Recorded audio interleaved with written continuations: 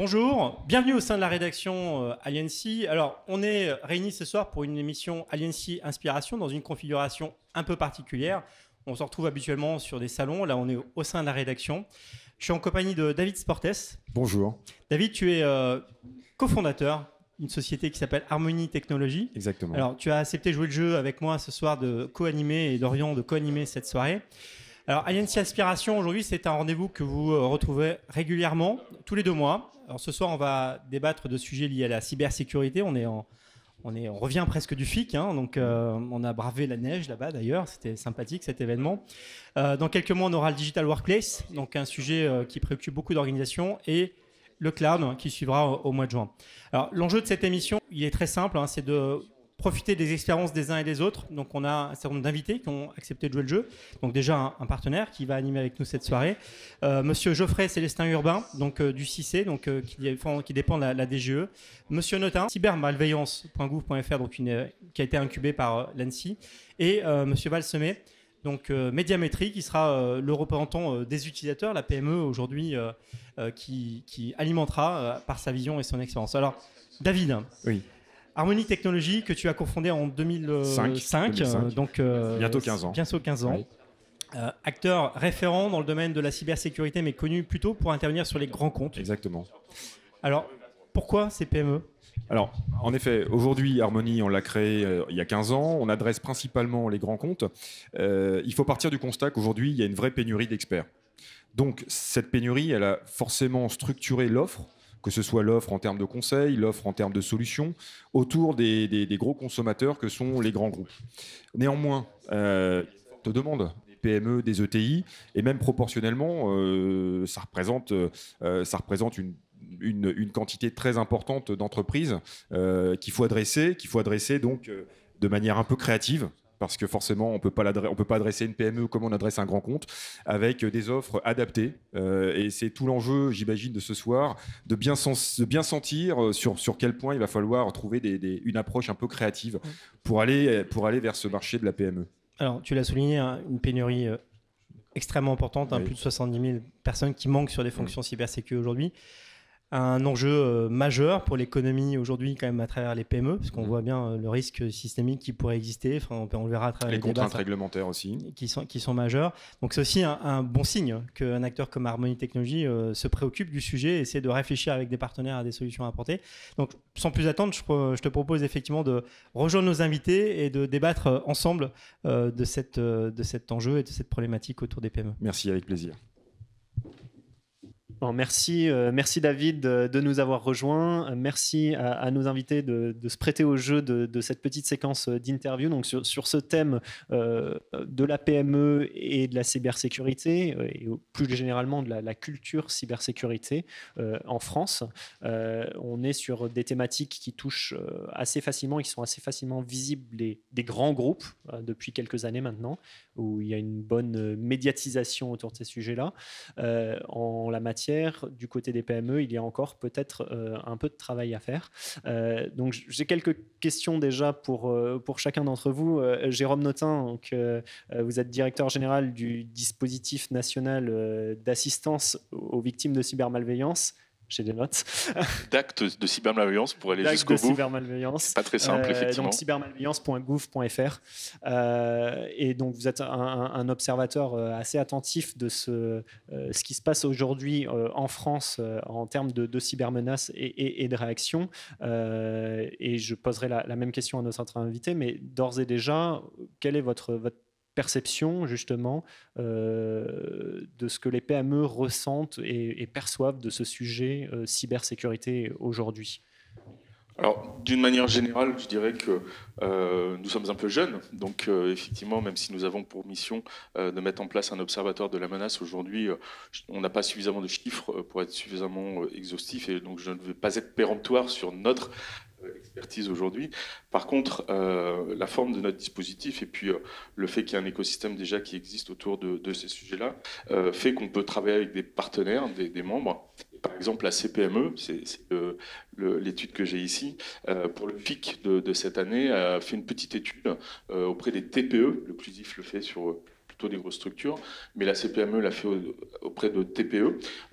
Et alors, ça dépend dans quel sens on le prend, mais par exemple, on voit que seulement, ou déjà 30%, je ne sais pas, des PME, donc TPE, utilisent pour le réseau, pour se protéger, des pare-feux, des antivirus et des anti-spam. Alors ça, c'est la partie, on va dire, technique des outils. Et puis sur un autre sujet, sur les aspects sensibilisation, puisqu'il nous faut des outils techniques pour se protéger, mais il faut aussi, et peut-être même avant tout, sensibiliser ses collaborateurs. On a encore du travail à faire. Geoffrey Célestin Urbain, vous êtes chef de service du service de l'information stratégique et de la sécurité économique. Donc c'est le ministère des Finances. De l'économie et des finances, tout à fait. Aujourd'hui, on connaît le poids des PME dans le tissu économique français. Et quelle est la vision que vous portez sur cet enjeu cyber pour elles? Alors nous, on a une vision de la menace qui est encore plus globale, c'est-à-dire que notre rôle, je ne suis pas sûr que tous nos téléspectateurs soient parfaitement familiers du rôle du CIC. On peut dire CIC, on peut dire CIS d'ailleurs. Hein. Information stratégique et sécurité économique, c'est en gros coordonner le suivi de toute la menace qui peut peser sur les entreprises françaises au sens large. Alors évidemment, la cybersécurité est un enjeu majeur, un enjeu parmi d'autres. Et donc effectivement, ce que vous disiez au départ concernant le gap qu'il peut y avoir entre les grands groupes, les entreprises de taille intermédiaire et les PME, effectivement, on le perçoit tout à fait au ministère de l'économie et des finances. Donc on a une analyse différenciée des besoins. On sait que les grands groupes peuvent être exposés effectivement à ce type de problématique-là, mais pour la grande masse des PME, la problématique est encore plus prononcée, je dirais. Et donc par rapport à ça, en fait, le ministère de l'économie et des finances considère le cyber à la fois comme une opportunité et comme une menace qu'il faut pouvoir adresser. Une opportunité parce que la digitalisation des usages, des métiers à travers notre tissu économique est une source de gain de productivité, très clairement. Et donc c'est dans cet esprit-là que le gouvernement, le ministre de l'économie et des finances a lancé l'initiative France Num pour accompagner les PME en particulier dans des étapes de digitalisation qu'elles doivent pouvoir faire. Mais c'est aussi une source de vulnérabilité parce qu'on sent bien qu'il y a une certaine recrudescence, et là je me tourne vers Jérôme pour ne pas dire de bêtises, mais une recrudescence de la menace sous toutes ses formes, et c'est clair que la menace cyber doit être prise en compte dès le départ, au moment où ces PME rentrent dans une démarche de digitalisation. Donc le besoin est clairement clé, et c'est une mission de service public. Merci. Sébastien Valsemé, vous êtes RSSI, responsable de la sécurité des systèmes d'information au sein de Médiamétrie. Donc Médiamétrie est une PME. Est-ce que vous vous retrouvez dans l'analyse qui a été présentée à l'instant? Alors oui et non, effectivement, puisque Médiamétrie, le cœur de l'activité, c'est d'abord la donnée personnelle, c'est la société de mesure d'audience télé, radio et Internet en France. Donc, on a aussi une approche assez mûre, je dirais, en matière de protection. Après, c'est vrai que les choses s'accélèrent fondamentalement à partir du moment où vous avez des attentes fortes du marché. Et là, ça devient un enjeu de direction. Et donc, vous pouvez définir une stratégie de cybersécurité qui part de la gouvernance et qui arrive ensuite jusqu'à l'opérationnel. Et c'est cette maturité-là, en fait, dont on profite pour mettre en œuvre toute la stratégie. David, en tant qu'observateur finalement de ce marché PME chez Harmony Technologies, il y a sans doute certains points qui t'intéressent plus particulièrement. Oui, complètement. J'ai entendu gap entre les grands groupes et les PME. J'ai entendu des statistiques ou des résultats d'études sur un taux de couverture ou de protection des PME. Et moi, la question que j'ai envie de vous poser, c'est aujourd'hui, il y a ce gap. Il y a également pléthore d'informations et d'offreurs, de solutions, de services dans le domaine de la cybersécurité. Est-ce que vous pensez que ces informations, ces offres de services sont adaptées à ces PME ? Alors, je crois que c'est assez connu. J'y vais. C'est assez connu qu'en France, malheureusement, on a relativement peu de champions industriels qui sont en capacité d'offrir des solutions de protection cyber. Les quelques-uns qu'on peut avoir vont plutôt s'adresser aux structures, les opérateurs d'importance vitale, les sociétés du CAC 40. Donc effectivement, je sais que la DGE en a tout à fait conscience, la BPI travaille activement sur le sujet. Il faut faire émerger des sociétés françaises, des offreurs, alors pas forcément de services, sur du service on a encore aujourd'hui un tissu qui semble pouvoir correspondre à l'ensemble des besoins, mais en solution technique, effectivement, il faudrait de vrais champions qu'on n'a pas aujourd'hui. Juste peut-être pour abonder dans le sens de ce que disait Jérôme, je pense qu'on a à la fois besoin de sensibiliser la grande masse des entreprises qui ne sont pas forcément familières de ces problématiques-là, qui voient le cyber comme potentiellement une menace assez théorique jusqu'à ce que cette menace se matérialise. Et vis-à-vis de ces entreprises, je pense que c'est important de les encourager à avoir une approche assez intégrée de leurs risques, parce que le risque cyber est un risque parmi d'autres en réalité, et que quelque part, une fois que tu intègres les risques sur une base globale, c'est ta gouvernance que tu revois, c'est ce que disait un petit peu Sébastien, de la tête en fait de la stratégie de l'entreprise à l'opérationnel, les encourager à avoir une approche très intégrée des risques. C'est un peu dans ce sens-là, à travers une sensibilisation de masse, qu'on va produire très prochainement des fiches de sécurité économique, 26 fiches ultra pédagogiques que sortira le CICE. Je fais la pub, j'en profite un petit peu très prochainement, et qui sont à usage vraiment d'une grande variété d'entreprises. Et après, il y a l'autre enjeu qui est qu'est-ce qu'on fait au niveau de l'offre?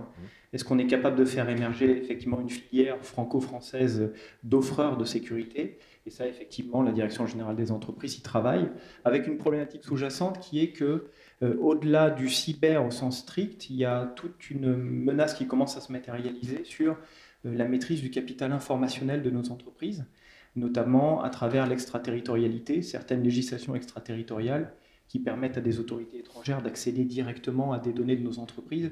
Et donc là aussi, il faut qu'on fasse un effort pour développer une offre française qui permette de sécuriser les données des entreprises, les données sensibles des entreprises. Sébastien, en tant que RSSI, en effet, dans une grosse ETI, est-ce que l'accès à l'expertise est adapté et suffisante pour se protéger, anticiper les cyberrisques? Alors, effectivement, je pense qu'aujourd'hui, on souffre un petit peu, comme tout le monde, du manque d'expertise sur le marché en termes de cybersécurité. Et c'est vrai qu'on a pléthore d'offres qui sont majoritairement encore des offres outre-Atlantique sur des acteurs. Alors, c'est là où il faut accepter, je dirais, de se mettre en risque, ou en tout cas de piloter les risques entre confier la sécurité à des acteurs qui soient extraterritoriaux, et du coup diminuer ces risques intrinsèques techniques pour pouvoir se recentrer sur son cœur de métier. Et c'est ce qui permet également de maturer en termes de gouvernance et de stratégie pour ensuite effectivement grandir au fur et à mesure et de se consolider. J'ai une confiance toute établie dans le fait que des champions de la sécurité, comme disait Jérôme, vont naturellement émerger d'ici les 2-3 ans à venir pour justement accompagner les entreprises sur ce secteur de marché. Merci. On voit qu'il y a une question de disponibilité de l'offre à la fois technologique, de conseils, d'accompagnement, etc., qui est peut-être pas évidemment la même pour les grands et pour les plus petits. Mais on a aussi l'impression que aujourd'hui, finalement, quand on commence à s'intéresser à la cybersécurité, effectivement, on a pas mal de leviers à activer, de choses à prendre en main.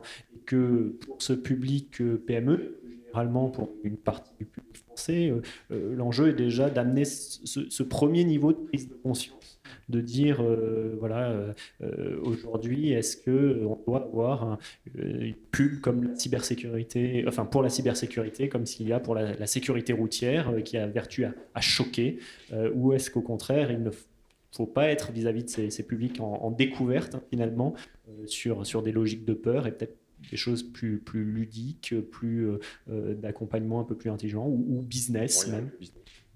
Je ne sais pas si vous avez déjà réfléchi à ces aspects-là de premier contact avec les sujets.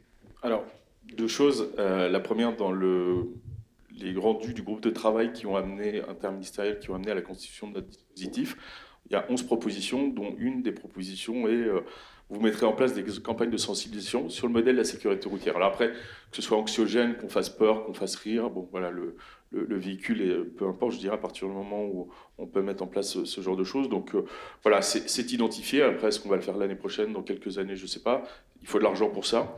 En ce moment, on sait que ce n'est pas forcément très simple de trouver de l'argent pour de nouveaux projets, mais il y a un vrai besoin qui est identifié. Et puis, un autre levier serait peut-être, par exemple, la grande cause nationale. Vous savez, tous les ans, l'État décide, le Premier ministre décide de quelle et le sujet qui va être la grande cause nationale.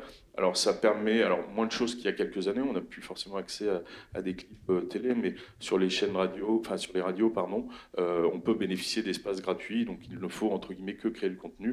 Donc voilà, ça peut faire partie des choses. Peut-être qu'un jour le cyber sera grande cause nationale, au même titre que par exemple le sauvetage en mer il y a 2 ans. Je vous en parle parce que on a failli pouvoir réussir à faire que le cyber soit cette grande cause nationale dont je parlais. On le souhaite. Geoffrey, sur ce premier contact avec cybersécurité. Alors pour repartir sur le thème de la grande cause nationale, ce que je peux vous dire, c'est que la sécurité économique est une priorité nationale dès à présent. Elle inclut un volet cyber, ça c'est clair, qui est assez fondamental. Moi, je parlerai pas forcément de peur, mais plutôt de pédagogie.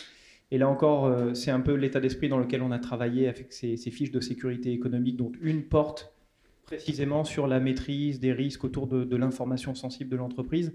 Et donc je pense que par la pédagogie et peut-être par des cas de figure très très concrets de ce que perd une entreprise à ne pas se protéger quelque part, avec des cas très très concrets, il y a des statistiques agrégées là-dessus sur ce que coûte chaque année à l'économie française en termes de points de PIB, concrètement, les cyberattaques. Je pense que par la pédagogie menée sur la base de cas très très précis d'entreprises qui devraient se protéger, je pense que par ce moyen-là, on arrivera sans doute à mieux faire prendre conscience aux entreprises de l'investissement que ça représente et des bénéfices qu'elles peuvent en retirer pour ne pas qu'elles voient justement les protections cyber uniquement comme une contrainte sans aucun bénéfice à la clé.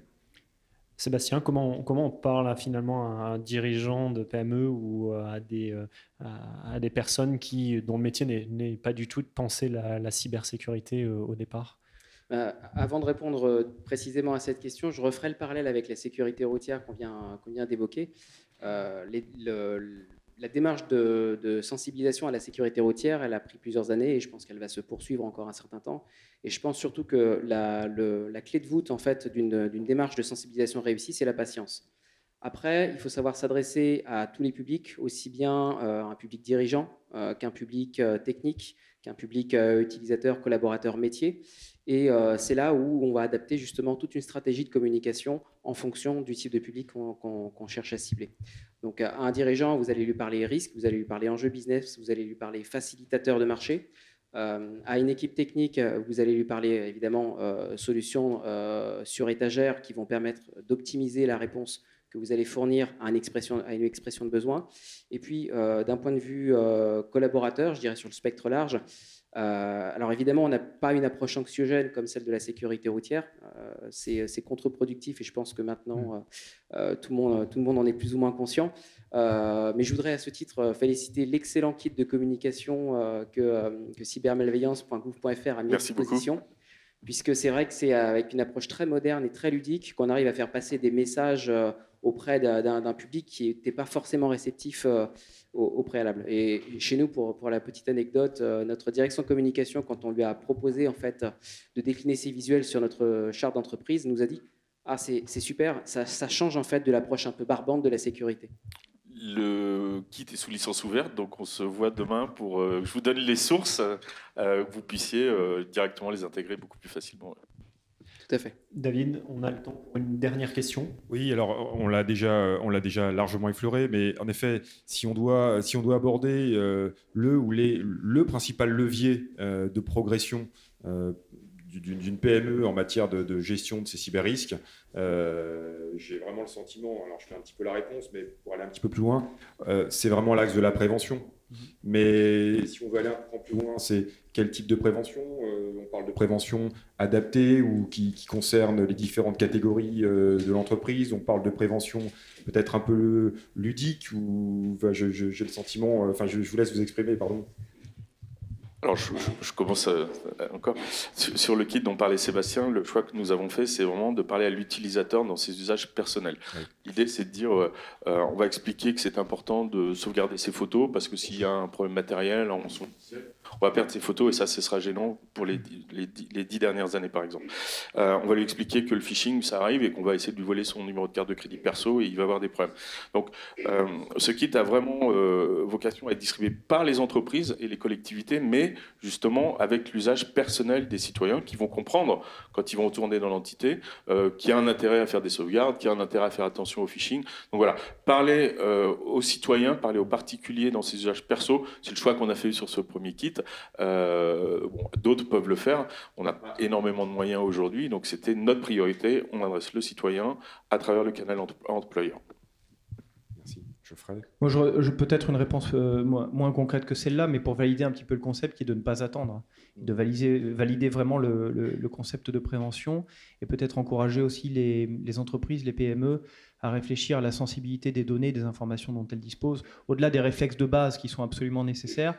Je sais qu'il y a beaucoup d'entreprises aujourd'hui en France qui se posent la question de savoir quelles sont les informations sensibles qu'elles doivent absolument protéger, avec une classification, une ségrégation, une différenciation des différentes couches d'informations.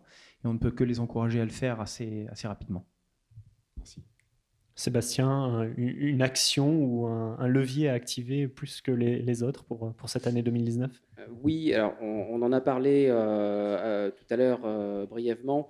La sensibilisation, c'est effectivement communiquer autour de sujets bien précis, bien concrets, mais je trouve qu'il faut aller un petit peu au-delà. Il faut parler même d'éducation et de conscience en fait en matière de cybersécurité, et c'est ce qui va permettre de faire la passerelle entre des enjeux déclinés de manière très pragmatique lors de son utilisation quotidienne et les enjeux qu'on peut porter en tant qu'un chef de projet ou en tant que directeur d'un programme sur le business et sur la manière dont on peut apporter la sécurité sur le projet en tant que tel.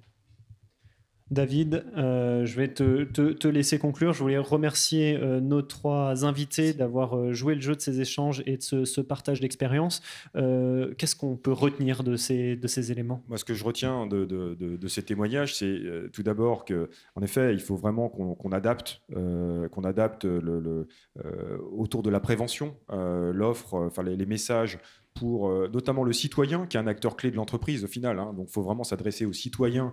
Et à travers le citoyen, on fait progresser la PME. Donc ça, c'est un aspect important. On parle aussi d'un aspect ludique et adapté. Donc ça, c'est aussi un aspect que je retiens. C'est-à-dire qu'on ne peut pas s'adresser de la même manière à un collaborateur citoyen de la même manière qu'à un chef d'entreprise qu'on doit sensibiliser différemment avec des enjeux business. Ça, c'est un deuxième point. Et puis moi, j'aime bien le parallèle avec la sécurité routière. Donc là, je me projette un petit peu. On parle de sécurité routière avec... quand je suis au volant de ma voiture, je dois m'assurer. J'étais la semaine dernière à l'Amrae. Et justement, je pense que peut-être que dans l'avenir, quand on conduit une entreprise, on sera obligé également de s'assurer. Peut-être, on imaginera une assurance pour se protéger des fuites d'informations, que ce soit pour son entreprise ou pour les données qu'on manipule pour le compte de ses clients ou de ses fournisseurs. Donc voilà. Et ça aussi, ça aidera aussi à faire évoluer le sujet dans le contexte des PME. J'insiste peut-être sur l'ensemble des travaux. On s'inscrit vraiment dans cette dynamique de fiches pratiques, d'un volet ludique. Et on est convaincu que c'est le meilleur moyen de démocratiser la cybersécurité pour le plus grand nombre. Voilà. Merci David, merci à tous. Merci.